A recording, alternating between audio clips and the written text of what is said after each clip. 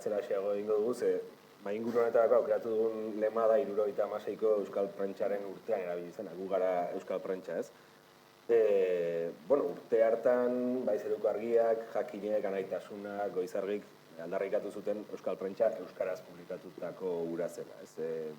Pasa dira markada batzuk.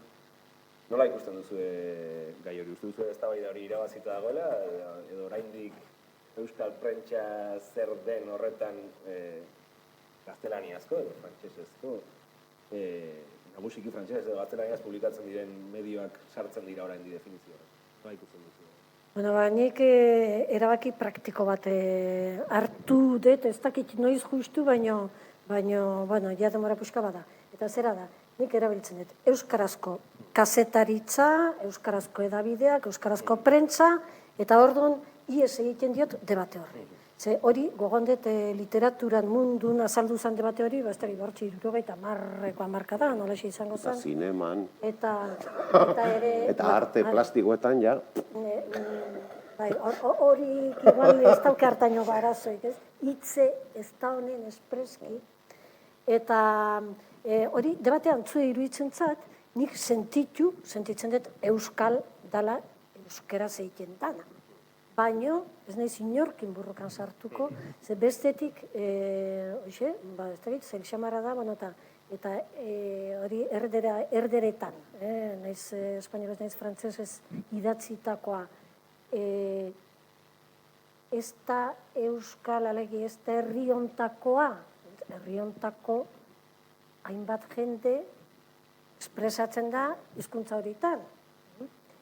Pardon? Oso zaila iruditzen zatet hortaz. Euskarazko eta jazta badak iluze xamarra da, Nik uste dut Euskal Prentxa, eta nik Euskal ditzen dut, euskarazkoa bakarrik dela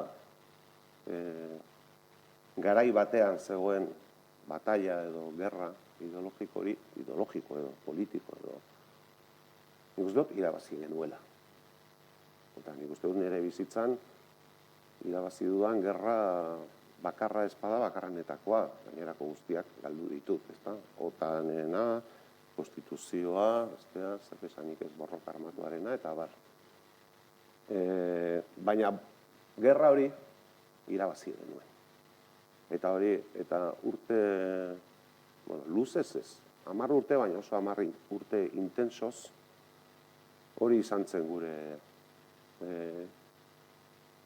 guda zelai nagusia, eta hori irabazi genuen. Gaur egun, inor gutxik kuestionatzen du Euskal Prentxa, euskaraz egiten den prentsa denik. Ezin da gauza bera esan edabidei buruz. Ni agine, esan dut Euskal Prentxaz. Hitz egiten badugu Euskal Telebistaz, Euskal Irratiz, Euskal Irratiez, ez dago ingarbi, baina Euskal Prentxa bai. Eta hori da guk irabazitako gerra. Aipatu zulen Elisabete, alderdi abertzale, transizioan prentsan egin zituzten apustuak, nagusiki erdaraz publikatuak zirela, orain ere, segitzen du, familia abertzaleen egunkariak jarraitzen duten, nagusiki gaztelaniaz izaten. Eskatuko dizuet fikzio ariketa bat egiteko. Uste duzu momentu hartan, 70ko hamarka bukaeran, 80koaren hasieran, euskararen aldeko apustua egin izan balute edabide horietan gaur egun bestelako egoera batean egongo ginatekela. Hori ez da fikzioa, hori da oso fikzioa baino lehenago ulertzen saiatu behar da. Garai hartako giroa, eta lehen esan dudan bezala, ez dut iraganari ez diogula gehiagi begiratu behar. Ez da bakarrik alderdi abertzaleak, eta euskaltzaleek, erakundetu gabe zeuden euskaltzaleek ere, pentsatzen zuten euskarazko prentsak ez zuela etorkizunik, ulertzen. Orduan, ez da bakarrik alderdi edo egitura organiko etzen egitura organikoen kontu bat. Guk urte mordoa pasatu genituan geto batean gotortuta, esan nahi dut Argiakoak, ze kalera atera, eta topatzen zenituen ezagunen 90%, zertan ari zarete? Euskaltzaleak, ez abertzaleak bakarrik, abertzaleak, espainolistak, hori da beste historia, baina euskaltzaleak. Eta 80%ak esaten zizun, zertan ari zarete, ez dauka etorkizunik. Orduan ez da bakarrik alderdi abertzaleak, eta bar. Ez da bakarrik egin eta deia. Ez. Hori baino askoz gehiago zen. Baina hori ez da importantea. Hori aldatu zen. Lortu zen aldatzea. Lortu zen aldatzea neurri batean, noski. Segitzen du egoten. Baina esan nahi dut, hor evoluzioa handi bat eman zen, nik bizitu nituen 12 urteetan. Baita, adibidez, ezker abertzalearen baitan ere. Gauza bada, egin eta hori, baina ezker abertzalearen baitan, evoluzio bat eman zen, 12 urteetan, besteak beste, baina nik nabarmenduko nuke, ASK erakundeak egindako lana, lortzeko ezker abertzalearen baitan, egitura organikoan, euskara hutsezko prentsaren aldeko apustua egin zedin. Eta nik ez dakit esan daiteken edo ez, baina hori da nik daukadan errelatoaren puska bat. Etak babestu ezpalu barne egituretan, esan nahi dute. Euskaldunon egunkaria, etzen kaleratuko, duela ez dakit zenbat urte, gaurko egunez.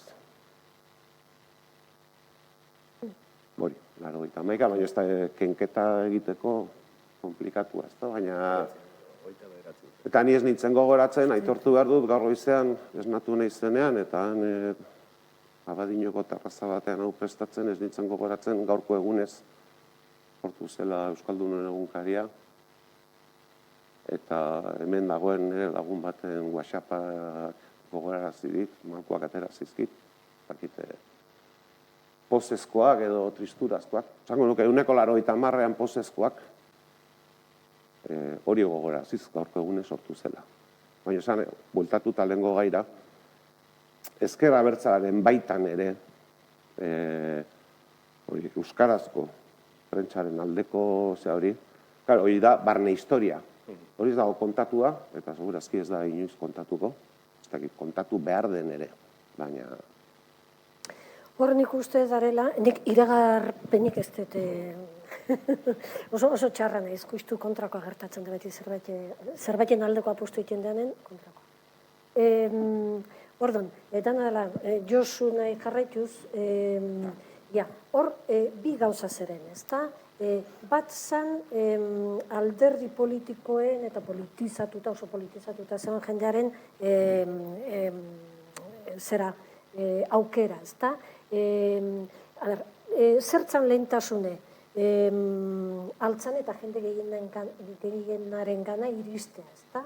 Eta orduan, jende gehienaren gana iristeko, bideik ekonomikoena, efizientena, gaztelania zeitea, ezta? Hori beti onda eta jarraitzen doioten ze horrek, hori arrazoi horrek.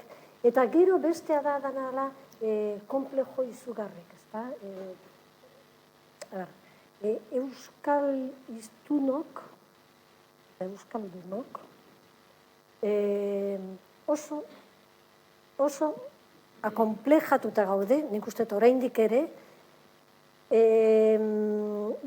izan deun zera horrekatik, ezta, gutxiespen ikaragarri horregatik. Eta ez da jarri nahi hemen zea iken, Madalena nahi iken, ez da gutxigoik ere ze, nik uste euskaraz bizikianok eta euskarazko kazetaritza garatzea eta hori aukeratu deunok eta hortan haitu behanok eta hori oso komentzituta eta inolako bizitzan, inolako restaik izan gabe azkenen. Gainera nik esango nuke plus bat eta dana dala, ez da?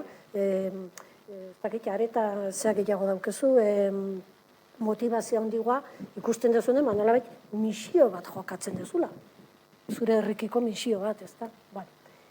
Baina hori, komplejok ikeragarri, handike antzematen dian eta hemen, zugarri, Eta hori, uste dut hori zeatu behar deula, borrokatu behar deula, baina oso behin da berriz, zera ariketa psikosoziologiko hori eginez, ezta? Bueno, a ber, zuk hori, zalantza dituzu euskarazko kazetaritzak, euskarazko ez dakiz zer ditula, eta, a ber, zerkatik, zer, uste hori behin da berriz behar duela, zegoen dike, hori daukeu oso sartuta, bueno, eta ez dut esaten ja, guk, aukera oso garbina daukeunak, ezain beste, baina, bueno, mundu hau bizi ez dutenak zalantze gabe. Bueno, eman diogu pixka da errepaso bat historiari, ikuste dizu, badaukazu bera ere pixka bat. Nik gauza bat esan dut. Guztien gana iristeko eta hori, horrelako argudioak, oraindik ere erabiltzen direnak, zorion, duela gutxi irisgarritasunaren ostia hori asmatu zuten, ezta? Diru laguntzak banatzeko. Baina horren aurretik ere beti dago konstante bat historian, eta da, ze nire ustez aitzekiak direnak, ze aitzeki asmatzen dituzten instituzioetan daudenak, baten batzuei diru publikoa zenbateko. Eta hori, 80ko hamarkadan, 80 hamarrekoan orduan, esaten zen, prentsa arroxa behartzela euskeraz. Gogoan duzu. Orduan, eta behartzela gauza harinak egin, oraindik ere esaten dira olako barbaridadeak, ezta? Nire ustez barbaridadeak direnak. Eta horiek, funtsean, eta oker egon naiteke, baina nire iaia erretiro aurreko adinak ematen didan ikuspegitik, ikusten dut direla aitzakiak. Aitzakiak, zeren aitzakiak? Orain kordon sanitario ditzen zaion hori, ez dakidan esi sanitarioa, edo osasun esia, ez dakit nola esaten den euskeraz. Historikoki beti egonda esi sanitario bat PNV-ren aldetik ezkerra abertzalearekiko. Beti egonda. Eta oraindik ere, badirudi gauzak mugitzen ari direla, zorionez, ojala gehiago mugituko balira. Baina beti egonda historikoki. Orduan, esi sanitario horren barruan, zuk kontrolatzen ez dituzun medioak ekonomikoki itotzeko, aitzeki guztiak dira baliozkoak. Berdin du, harinago izan, debaldekoa izan behar duela, ez dakiz zer, entzun ditugu denetatik.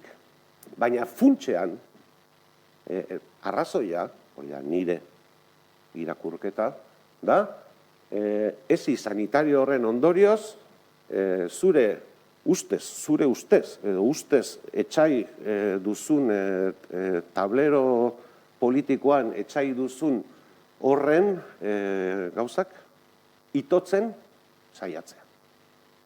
A ber, ez dut hori bakarrik ikusten. Ez, hori da faktore bat. Bai, baina hori da bat bakarrik. Bai, noski. Bestea da, zeinek hori telebistan nahitu dut, behin da berriz, ez gauza harinagok, zea jende gustatzen zaizkidanak, xelebrekerik. Jefe bat gomendatuta dago, ez zuek atera xelebre horik, bertatik bertara egiten gendune.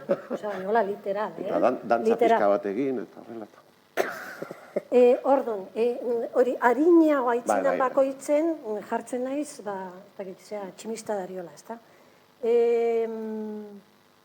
Orduan, ez da bakarrik. Ez, noski, da faktore bat. Baina da, gehiago, lehen esaten hau, komplejo horren bidetik. Euskerek azkenean zertako balio do. Gauza goxo intimotarako, maitxia esateko, bale? Eta gero hori xelebrekerik eta eolako gauzak egiteko. Eta orduan hori, ere, gutxiespena eta komplejoak. Bai, guztiz konforme, baina aitzakia bezala erabiltzen direla, esan dudanean, ez dugu aztu behar, ez dala jendeak nahi duena, baina nik behintzat ez dut aztutzen, 80ko hamarkadan Eusko Jaurlaritzak egin zuen bere euskarazko prentsa proposamena abe aldizkariarekin. Eta orduan, Amatino eta González Txabarri eta hauen kuadrillak, hori montatu zuten, Debalde, aldizkaria eman, eta hori, alegia, ez da egia euskarazko prentsaren aldeko apustu egin ez zuten, egin zuten beste apustu bat. Eta orduan zen, artikulu batek ezin du orrialde bat baino gehiago duki, adibidez. Irizpide bat, irizpide klase da hori, artikulu batek ezin duela orrialde bat baino gehiago. Ez que, barregarria da, egia izan ez balitz. Hor badago lotura bizkat esaten konplejoen kontu honekin behar bada, ez? Irakurleak ez dira gai izango... Ez que niretzat ez da konplejoa, niretzat da aitzekiak. Aitzekiak. Niretzat ez da konplejoa. A ber, bai, egongo da jende asko hori konplejuz bizi duena. Baina, bueno, nik uste jende hori esan bertzaiola, ez zaitez, baina jendeak ere erabiltzen du hori aitzeki bezala, Ez nik ez dut irakurtzen euskara hori zaila delako. Ez, barkatu. Zuk daukazu problema, ez bota kulpa euskarari, edo liburu hori, edo artikulu hori idatzi duenari. Zurea da problema. Hori ez da komplejua, Hori da aitzakia. Bueno, neukan beste galdera bat, eta uste dut zeharka bada ere ukitzen duela hau, eta da, azkenean, edabide batek erabiltzen duen hizkuntza, ez dela hizkuntza bakarrik, sortzen duela imaginario bat ere, ez, horren eskutik. Orduan, nahi izan galdetu, zuen ustez,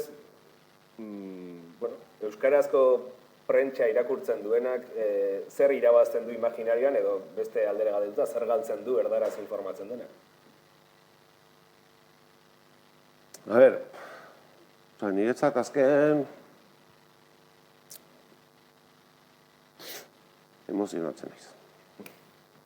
Azken 15 urtetan euskal prentsak eman duen aurrera pausoa erraldoia da. Nik berria eta argia irakurrita, aldian behin egiten dut ariketa ni duela 10 urte nun nengoen pertsona bezala, nire imaginarioa, nire pentsamentua, nire sentimentuak nun zeuden duela 10 urte, eta nun dauden orain une honetan. Eta egin dudan aldaketa, nik evoluzioa deitzen diot, batzutan, nire evoluzio horretan euskal prentsak zer eragina izan duen, zugarria da. Nire kasuan. Eta aldiz, justu beste egunean, kotxean ninduan, Euskadi Irratian zegoena, paso. Radio Euskadi, paso. Halako batean jarri nuen Onda Baska. Eta esan nuen,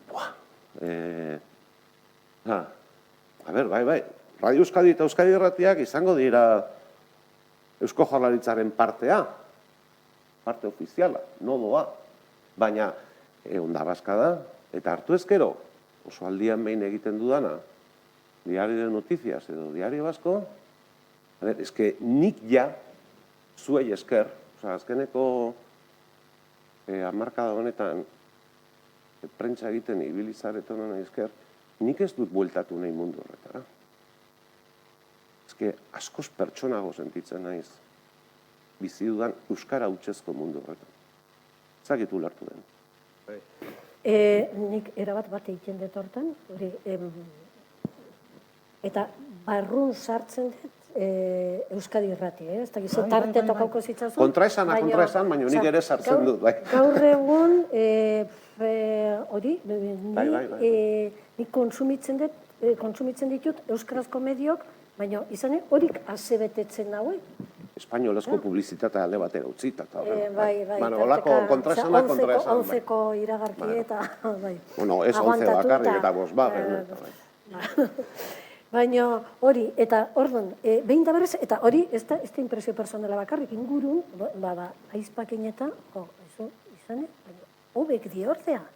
Gaur berria eta argia, hobek di ingurun daun beste guztia. Baina, hori esan behar du, baina, hola, esaten dijon batere komplejoik gabe, ez alderantziz, esan behar dugu, arrotasun guztikin, ze ala die. Eta ez euskaraz dalako.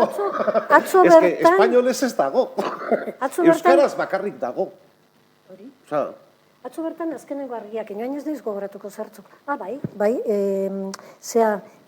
zinemaldin jontzan De Fet, nola zan, pelikula frantzesa, horri buruzko, horren zuzendarikin elkarrezketa. Pelikula ikusi non, behai aiture indion, tal, baina hori, elkarrezketa hortan jabetu naiz benetan, pelikula hori nola intzon, dana, ez? Zaten, eske, erazko inguruko mediotan Nikolako ikestete. Euskal prentsak ez dauka parerik. Erdaretan. Nik ezagutzen dituan erdaretan mentzat. Frantsesa ez dut hainbeste kontrolatzen, baina... Zehatuko gaitu, Hombre, nik tarteka, inbide pixka bat. Pasatu naiz pixka bat, bai. Pixkat zehatzeka gaina, txintxatzeko pixkat. Behitu, badakizu ez zeunetan pasan nik enbidien erderazko kazetaritzana, Frankon gorpuzki kate eratari dana, eta hurrengo honen país hartunan, tartek hartzen dealako, baina eta itongo zan arrazoien bat, berria ez non jasota, país hartu. Ereneko geltokin. Jupe. Zeren iruzpalau artikulo, hola, parre eraitzen zizuenak, aldi beren, baina oso onak. Osa, parre eraitzen zizuen ez humore nola nekokin. Baina monografikoak gai horri buruz. Bai, horri buruz. Egilek apenas ezautzen dituen, país oso aldatuta da, eta baina horko firmak ez ditut ezautzen. Zan, kazetaritza, Espainin eontzan kazetaritza bat, garrai bateko paísen, eta kazetaritza ona eontzan. Hango elkarrizketak eta hango artikulok eta bazien oso onak, ez da? Eta orduan, ariarrei helduta, baina paísen niolako ikirakurri gabenean oso aspaldi. Osake, Frankon gorpuzkin kateratzekin batea, berpiztu zan egun hortan behintzat, kazetaritza oso honori. Oso ona. Espainiako kazetaritza progresista, 80ko hamarkadakoa. Bai, eta ari hartatik, hori existitu zon, eta oso nazien. Hori, nik lotzen dezakien kazetaritza narratiboa, eta esaten zaiona, ez da, literaturako mediok ere erabiliz egiten den kazetaritza hori, ez da na literatura, kazetaritza da, eta hori. Bueno, egun hortan hori, enbidik karagarria sentitu nuen. Euskaraz handik, a ber, igual bilatu behar. Baina hori oso gutxitan gertatuko zaizu, ez da? Oso aspaldin behin, kasualidadi karagarri gaina. Baina hori, Frankon gorpuzkinek ateratzen pareko zerbait beharko dugu hemen, olako zerbait itxiko gaigean. Sukarrietara joan beharko dugu, Sabino Arana. Hilo bira. Ipatu dituzuen gauza goen artean, egizan eskertu behar dizuet ere, gaur egun euskaraz prentsarai anoi bota dizkio zuen lore batzuk. Nik ere, oraingo argiatik baduka sensazio bat oraindik hor dagoena, ez? Eta eskertu dizuet, ez zuen euskal prentsa bezala aldarrikatze hori, ez? Nik oraindik badukat impresio hori, lehiatila askotan oraindik bagarela euskal gehiago prentsa baina. Ezagit horri nola buelta ematen alzaioan. Hori da, edo komplejoa edo aitzekia. Baskitos sin eskitas. Hori, komplejoa edo aitzekia. Eta, guandik Gauza bera, gauza beraren variazioak dira. Prentsa, kalitate izugarria. Izugarria? Euskal prentsa. Bai. Eta ipatu eta Euskadi Irrati eta Euskadi Irratin ere gauza oso. Edabideetan, bai. Gero galdetu nahi zuen, Euskaraz aritzeak laguntzen du ere, azkenean egoera minorizatu batean dagoen hizkuntza batean aritzeak laguntzen du ere, nolabait beste mota batzuetako zapalkuntzak edo bizi dituztenekiko alako hurbiltasun bat edukitzen. Zuek ala bizi izan duzu Berez ez. Berez ez, baino nik uste, sensible goiten zatu, zuk zapalkuntza klase bat bizi dezu, eta orduan horrek hori ematen dizu sentibratasune beste gauza batzuk ere sentitzeko, eta hor, behitu, oain nola Lore Agirre eta Idurre Eskizabeleko antxere atera du libore. Trikoa esnatu da. Barkatu publizitatea, egitea zuzaren. Ez detu handiken, asteburu honetan irakurtzeko asmoa dauket, hartuta dauke, baina nik ez dut iriki. Zure liburu irakurtzeko nahikoa izan dut insomnio. Eta ez da reprotxe bat. Ez, baina... Eta idurreri denbora hori kendu izanagatik. Baina, belaxe, hortxe da, zai da liburue.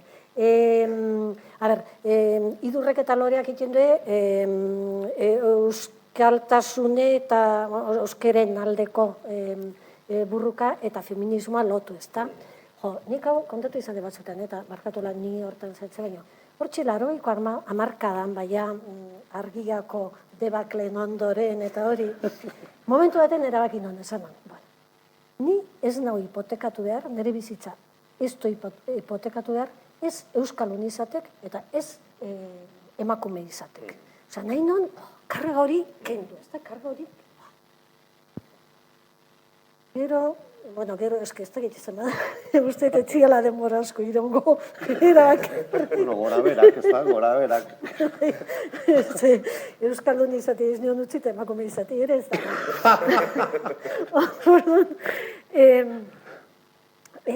Hori, baina izan zen oso gauza, ez dakit, tripatatik ateratzen zatzun gauza horitakoan. Gero, idurre eta lore hasi zienen ebi zeblotzen zen, klaro, hemen bazion zerbait. Eta egie da, azkenen, hori, alde hortatik, zapalketa mota bat bizidezunen horrek ematen dizun sentiberatasun horrek eta solidaritaterako joera horrek, nik uste eikentzatxula, konstientego eikentzatxu. Nik uste hori, hitze behar bada hori da, konstientego. Bai, nik uste dut, euskaraz izateagatik, euskara ez badoa ideologia batekin edo mundu ikuskera batekin lotua, euskara izan diteke Ainhoa Artetarena, adibidez. Hori ere bada euskara. Baina euskara baldin badoa jarrera ideologiko batekin lotua, hor transformazioa gertatzen dira. Eta adibidez, feminismoaren ikuspegitik, lehen esan dut, nire animalia mitologiko hoien zeruko argiako gehienak emakumeak ziren. Eta gero, pasatu zen 12 urteko basamortu bat, basamortu maskulinizatu bat, argian, nun ez zegoen emakumerik. Eta, baina hortaz, orain, naiz, orduan ez nintzen kontziente zergatik. Orduan, naiz eta joaten ginen egizanek eta feministek eta montatzen zituzten manifetarata, ez genuen barneratua ikuspegi hori, betaurreko morerik ez genuen. Eta orain, betaurreko more hoiei esker, nik ikusten dut, ostiaz, lehen epatu ditudan, argia eta berrian hortan, nik gehien, nik gustokoen ditudan, artikuluen egileen eguneko 70 emakumeak direla.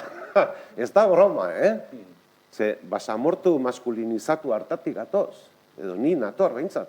Eta orduan, baino gauza horiek, ez euskaraz delako, baina euskara ez padoa lagunduta ikuspegi jarrera eta proiektu edo behintzat norantza ideologiko batekin, ez dago transformaziorik.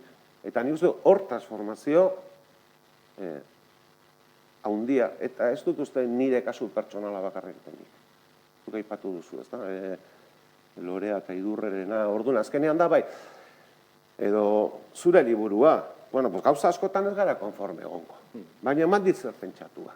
Eta orduan, horrek laguntzen dit, ez bertan goxo gelditzen, eta aldatzen eta albada mejoratzen. Bada, prensaren zeregina berba deserosotasun horretan inziditzea. Badagoen deserosotasun horretan. Deserosotasun positiboa, ez patologikoa. Eta nik berria irakurtzen dut, kafea hartu bitartean esnatzen ari naizela. Azten naizenean berri erakurtzen ez nago, esna. berriarekin batera esnatzen naiz ni. Eta orduan, lehen 10 minututan eta bukaeran irakurtzen ditudan artikulak desberdin prozesatuko ditut neuronalki, segurazki. Baina, bueno, prozesua da. Pasatu naiz igual. Ez, bueno, aipatu ditugu lehen elebitasunaren aldeko apostua, euskara hutsez egitearen aldekoak. Euskara lotu nahi nuen, aipatzen ari ginen gai hau ere, bueno, oraindik ere, uste dut, elebitasunarekin bago alako tendentzia, bueno, guazen dena erdi eta erdi egitera. Ez? Euskaraz dagoen guztia erderaz ere jarriko dugu, eta noizbait alderantziz ere izango den esperantza batekin. Zuk uste duzu prentsari begira, edo erabidei begira orokorrean, horrek lagunduko lukela benetan kulturalki eta ere eguneroko bizimoduan Euskal Herri euskaldunago bat edukitzen? Hori, 150ko zera, hombre, ojala, Diario Vasco erdie euskaraz. Ez dana, osea, ez zera, baten eta besten eman, baizik, haizu, herritako kronikak, baina importante dira. Bueno, hori niretzat, gaur-gaurkoz, behar bada, 20 urte barru, ni hilda nagoenean, egoera beste bat izango da, 20 urte edo 100, Ez dut esan nahi, 20 urte barru hilko nahi zenik, baina behar bada, 20 urte barru beste egoera batean nengo gara. Gaur-gaurkoz, plantatu duzun hori absurdo bat da. Momentu honetan, planteatzea hori 50 eta gaina orain ez da dago modan belarri prest, jarri begi prest. Euskaraz irakurtzeko prest zaude, naiz eta hitz egiteko kapazez izan, ez dakit. Baina hori da, duela 30 urteko planteamentu huts egin zuena, gerra galdu zuena. Gertatzen dana, eta niretzat hori bai iruditzen zait, eskandaluzkoa, baliabide publikoak, euskararentzako baliabide publikoak, prentsan, ematen zaizkiela, erdal, enpresei, erdal edabideak argitaratzen dituzten enpresei. Hori da eskandalu bat. Baina nunbait ez da eskandalu bat. Niri eskandaluzkoa iruditzen zait. Baina minoria gara, eta ez dugu aski masa kritikorik nunbait. Baina hori da eskandalu bat. Osa, Bozento taldeak zergatik jasotzen den beste diru publiko. Ez bakarri diru laguntzetan, publizitatea ere bai. Batez ere, hor da. Bai, baina bestea ere bai, Eta orduan, hori niri eskandalo bat iruditzen zait. Baina, bueno, nunbait, hauteskundeek diote zuzen ari direla, Urkullu eta bere kuadrilakoak. Dena dela, oain badago program bat, baduke jaurlaritza programan bat euskaraz horri batzu... Bai. Maja, bestela zer uste duzu, el korreok argitaratuko lituzkela euskarazko horrialdeak? Diru laguntza publikorik eukiko espalu? Izan, el korreok izan ez detartu aspaldi. Ez, 100 finantziatuta, 500 finantziatuta horrialde horiek. Bueno, finantziazio konturitan sartu behan ezkeo, bat, oinarri da, euskarek diskriminazio positiboa behar dola. Hori, plaz, hola. Eta horren baitan, euskarazko edabidek gehiago jaso behar den. Eta ez nahi zain beste laguntza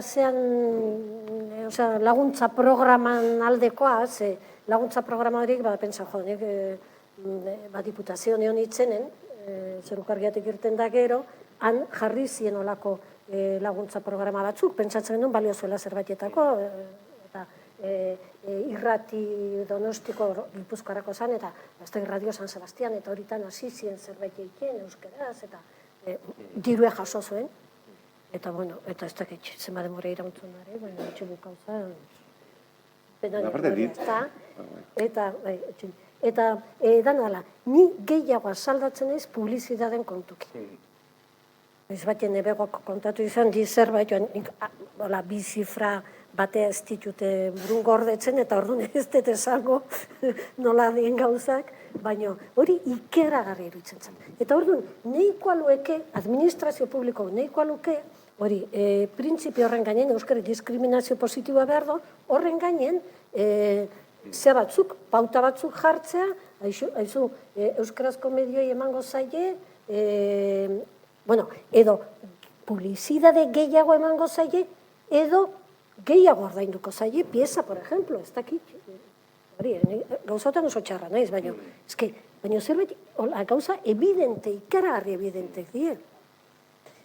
Eta orduan, hori da, Niretzat, hor da. diskriminazio positibotik arago doa kontua. Ez da, euskara hutsez daudenei gehiago emertzarez ez. Erdaraz, nagusiki erdaraz, ari direi, etzaie dirua eman behar. Aparte da, diru laguntza, ez da bakarrik, kostu batzuk kubritzeko diru bat. Suposatzen da, behintzat, herri proiektu bat baldin badago atzean, inbertsio bat ere izan behar dula. Eta hor ematen den diru hori inbertsio aldetik da zero. Osea, diru laguntza horiek bukatzen diren egunetik biharamunean ez dago ja euskararik.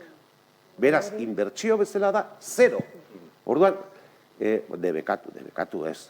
Irizpide bezala, ez zintzaie dirua eman euskaraz publikatu dezaten, nagusiki espainolez argitaratzen duten medioi. Niri logikazkoa irutzen. Badirudi apostoak instituzioetan beste bat izaten jarraitzen duela, gogoan daukat hori esaten ari zinela, gogoratu naiz iazko Ricardo Arregi sarietan kultura sailburuak esandakoa, apustua azken finean zela Euskal Herriko erdal medioak euskalduntzea nolabait, ez? Personalki nahiko ukituta utzi ninduen komentarioak. Revival bat egin zitzaidan buruan. Bai. Dena dela, eta pixka bat, igual galderen txanda iriki horretik bako balantze bat egiteko eskatuko dizuet.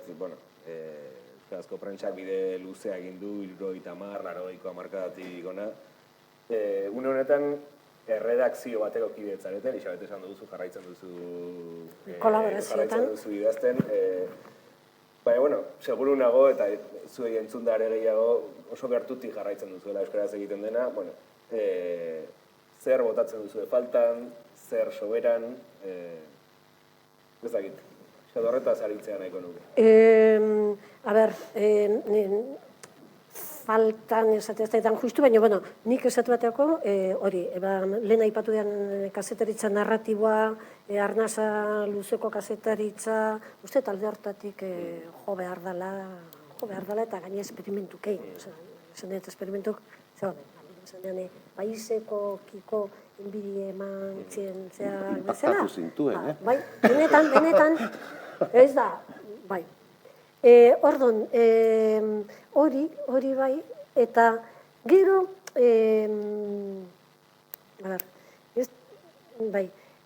gero badauz zerbait, oso garbi uki behar dugu, gugeala, medio dila azkenen, hori, Euskal Herria dela hizkuntza komunidade bat. Zerbait baldin bada, hori da. Ze gainean badakigu, Josia Zurmendik esaten amezala, hori teorian. Baina hizkuntza komunidade bat, hizkuntza komunidade bat dago, Euskaldunena, Euskaldun jendea biltzen duna, eta orduan, eta hori da Euskal Herrie, en primera instancia. Liburuek hori diote. Gero. Orduan, komunidade horrentzat, edabidek, esan berrik ez dago, zer nolako garrantzi dauken, ezta? Eta, orduan, euskarazko kazetaritza itiakon, nik usteet hori, muin hori oso kontutan izan behar dela. Arazo ez dut ikusten hain zuzen ere zean, berrian eta berrian honi buruz, ez dut horrein beste ikusten.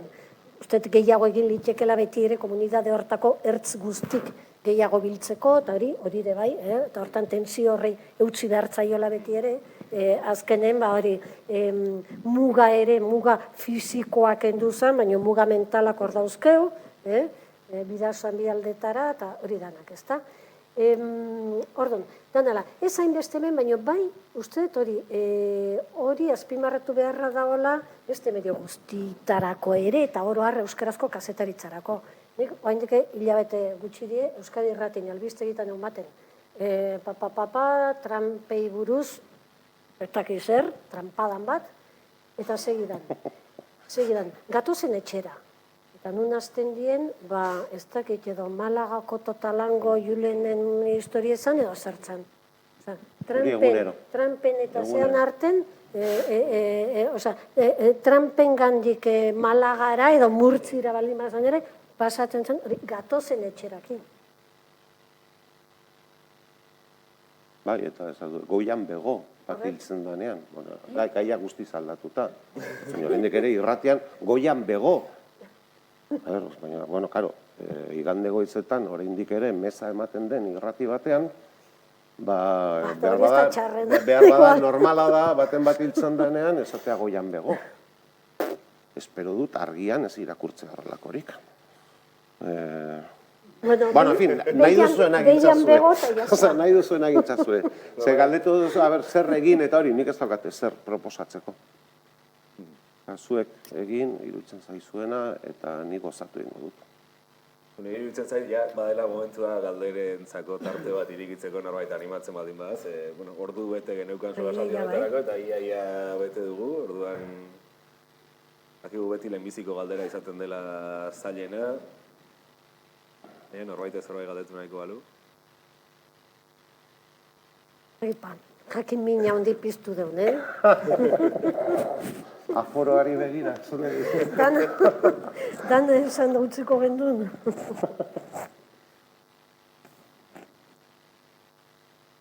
Bueno, nik tarte bat aprobetsatuko dut hori bai. Zure... Txin, moitxin behar dut. Bolsaraino, motxilaraino. Bueno, hemen zareten batzuk, hoxe nola ezautzen duzu, baina ezautzen ez duen antzat. Hau, irakurri beharra. Gu hiruok debate pendiente bat daukagu, liburuaren edukiari buruz diskutitzeko. Gauza asko dauzkagu diskutitzeko. Badare. Baina zorionez, zerbatekati dare, postite zerbatekati dare. Baina, ez, a ber, nei gertatu zatena da, hori, bai, ez da behidatzeko gauze, bai. Espera dut. Zorionez. Ez, sufritu duzu. Ez, sufritu ez. Hoi jarri nan, insomnio baten. Insomnioa ere etzian konpondu honek. Baina, bueno, ez, nik arkitu dena, gorka da, indezula analizis bat, oso sakona, eta ez bakarrik euskal ikuspegitik, baizik, bueno, nola lehen aipatzen zen duen beste sentiberatasun batzuk, bueno, aipatu deu, azkenen, hori badarela beste sentiberatasun batzuk euskal izate horrek nolabait sustatu edo laguntzen ditunak. Bueno, alde hortatik, iruditzen zat, indezula, hori analizis soziopolitiko, behar bada, Nikola, euskeraz behintzat, sekula irakurri gabe nuken, eta bestela ere... Ez neutrala. Zuek idatzitako gauzetatik... Baizea! Materiala zuek... Farsantzea! Nik ezin dizute, egile eskubideik ezin dizute eskatu, Ez. Ez badin bago beste galderari, bai, gorazi nahiko nuke, gogoetaren pasanetan gaur arratsaldean bertan badagoela beste mahai inguru bat, lizentzia librea kulturgintzako alorretan, bertan nahiko dira Miren Arbaiza, Gotzon Barandiaran eta David Martínez. Eta bihar ere izango ditugula beste pare bat saio, bat 12:00 gaur bezala, kultura lan gisa aldarrikatzeko, ze horretaz ere hitz egin behar dugu hemen, horra harituko dira Maite Mutuberria, Danele Sarri Ugarte eta Jurgi Ekiza. Eta bihar arratsaldean ere bai, euskara integrazio hizkuntza bezala, Euskal herritar berriek nolako harremana izan duten, nola euskaldundu diren aztertuko dituena, eta horra dituko dira Petra Elser, Tarana Karim eta Buba Diouf. Beraz, honera etorri izabeten nahi, eta ezagutzen duzuen jendeari ere, bukatzeko pixka, gonbidapena luzatu nahiko nizueke, saio hietara ere etortzeko. Ni esker, zuei bioi, iasan plazer bat izan da, lujo bat izan da, eta bueno, ez da baida pribatu bat daukagu. Josuk nahi zon tertulie, tertulie izan. Josuk etzon nahi interrogatorioik. Gainontzeko ez da baida pribatu edukiko dugu, beraz,